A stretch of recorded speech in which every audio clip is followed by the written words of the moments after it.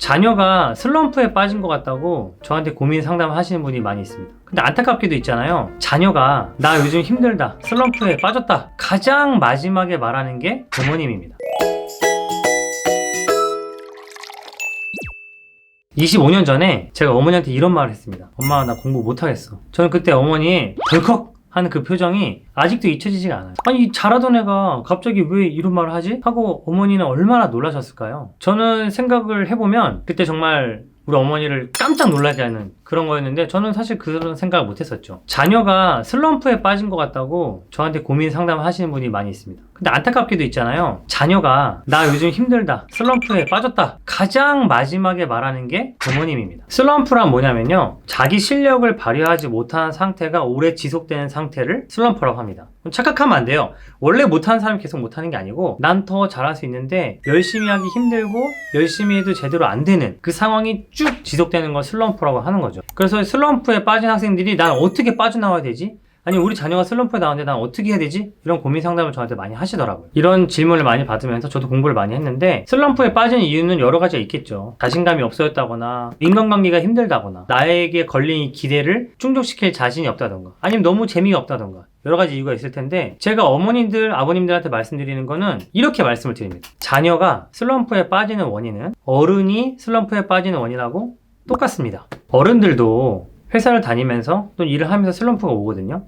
그런데 유독 학생들한테만 이 슬럼프에 대해서 다른 잣대가 적용되는 경우가 많아요. 뭐 친구를 잘못 만나서, 다른 거에 재미를 붙여서 학생 탓으로 돌린 경우가 많은데, 만약에 우리 부모들한테 당신이 슬럼프에 빠진 건 당신 잘못이야, 당신이 지금 정신력이 약해서 그래 라고 말을 하면 우리는 어떻게 느낄까요? 근데 우린 너무 쉽게 아이들한테 정신 차리라고, 네가 지금 잘못하고 있는 거라고 이렇게 생각을 하게 만드는 거죠. 지치고 힘들고 더 못하겠고 미래가 안 보이고 이런 것들인데, 우리는 아이들이 슬럼프에 빠지는 거는 우리가 슬럼프에 빠지는 거랑 좀 다르다고 생각을 해요. 그래서 어떻게 얘기를 하냐면, 너 그렇게 하면 큰일 난다, 지금 참고 나중에 놀아라, 이렇게 말을 하는 거죠. 어른인 내가 그런 말을 들으면 제가 갑자기 나 그래, 힘내야지, 나 지금부터 힘을 내서 나 지금 열심히 일해야지 라고 할 수 있을까요?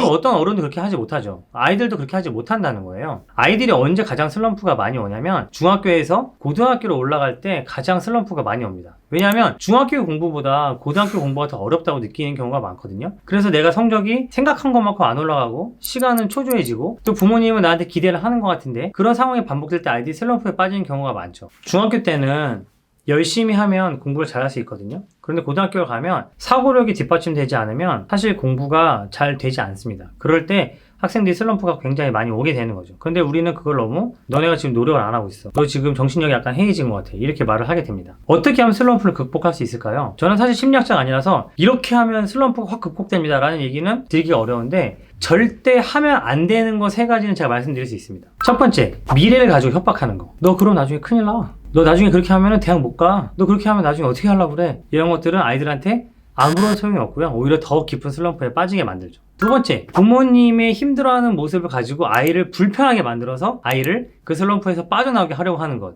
이것도 전혀 소용이 없습니다. 아이들은 괜히 죄책감만 느끼고요, 나 때문에 우리 부모님 힘들구나 하는 생각 때문에 오히려 아이들 자존감만 낮아지게 되는 거죠. 세 번째, 밖에서 원인을 찾는 거죠. 우리 아이가 그럴 리 없어, 친구를 잘못 만나갈 거야, 학원이 지금 좀 잘못된 것 같아, 학원을 바꿔줘야겠어, 학교 선생님이 좀 문제가 있으신 것 같아, 이런 식으로 해서 슬럼프가 해결되는 경우는 전 한 번도 못 봤습니다. 여러분들도 어렴풋이 알고 계실 거예요. 내가 슬럼프에 빠졌을 때 어떻게 해줬으면 바라는지 여러분은 다 알고 계시죠.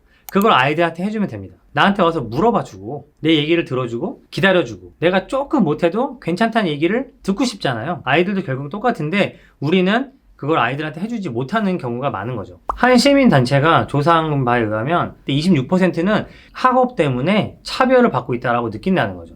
그리고 그게 부모님과의 관계에 영향을 미치고 있다라고 학생들이 대답을 한다고 해요. 왜 학업 성적이 좋은 아이들은 부모님과도 관계가 좋다고 하는지 여러분이 이해를 하셨을 거라고 생각합니다. 정리하자면, 아이들이 슬럼프에 빠지는 거는 어른들이 슬럼프에 빠지는 것과 다르지 않아요. 내가 지치는 것처럼 아이도 지칠 수 있고, 내 미래가 불안해서 힘든 것처럼 아이도 미래가 불안해서 힘들 수 있습니다. 사람들이 슬럼프에 빠졌을 때 나에게 해주길 바라는 것처럼 자녀들에게 해주면 그게 부모님이 자녀를 슬럼프에서 꺼내줄 수 있는 방법이라고 저는 생각합니다. 힘들어하는 학생들에 대한 얘기는 앞으로 제 영상에서 많이 다뤄보도록 하겠습니다.